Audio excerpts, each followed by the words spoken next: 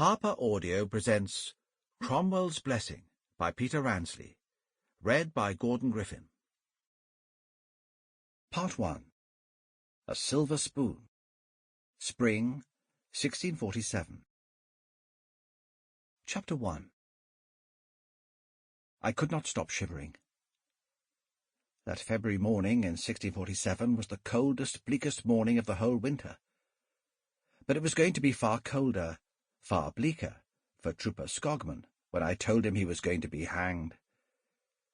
Most mornings I woke up and knew exactly who I was. Major Thomas Stonehouse, heir to the great estate of High Point near Oxford, if my grandfather Lord Stonehouse was to be believed.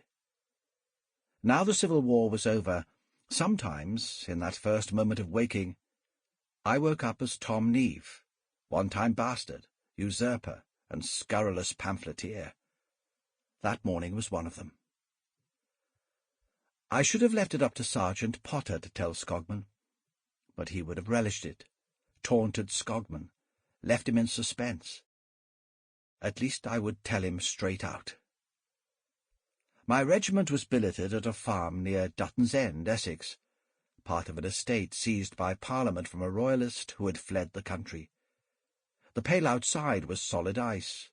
The dog opened one eye before curling back into a tight ball. Straw, frosted over in the yard, snapped under my boots like icicles. A crow seemed scarcely able to lift its wings as it drifted over the soldiers' tents. More soldiers in their red uniforms were snoring in the barns, where horses were also stabled. We were a cavalry unit, the justification for calling Cromwell's new model army both new and a model for the future.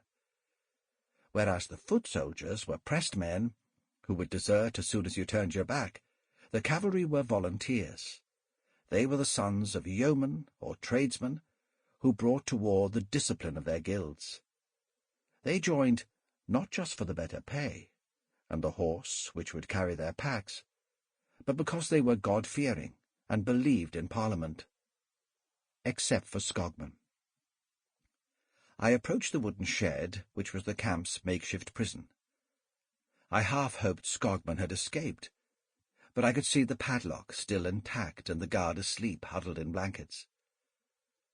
Skogman on the loose would have been worse.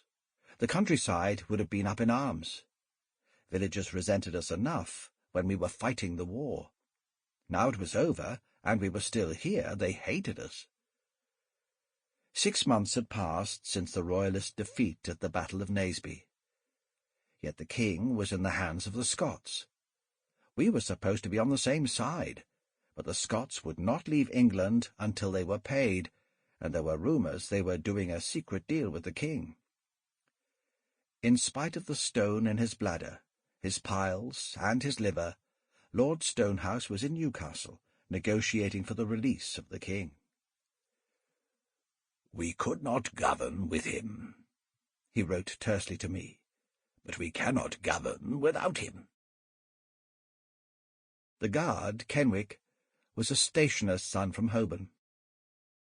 I knew them all by their trades. I prodded him gently with my boot. "Still there, is he?" Kenwick shot up, turning with a look of terror towards the shed, as if expecting to see the padlock broken, the door yawning open. He saluted, found the key, and made up for being asleep on duty by bringing the butt of his musket down on a bundle of straw rising and falling in the corner. The bundle groaned, but scarcely moved. Kenwick brought the butt down more viciously. The bundle swore at him and began to part. Somehow, I thought resentfully, even in these unpromising conditions, Skogman managed to build up a fug of heat not found anywhere else on camp. I waved Kenwick away, as, with a rattle of chains, Skogman stumbled to his feet. His hair was the colour of the dirty straw he emerged from, the broken nose on his cherub-like face giving him a look of injured innocence. Trade, farrier, although sometimes I thought all he knew about horses was how to steal them. "At ease, Skogman?" He shuffled his leg-irons. Sample complete. Ready to continue?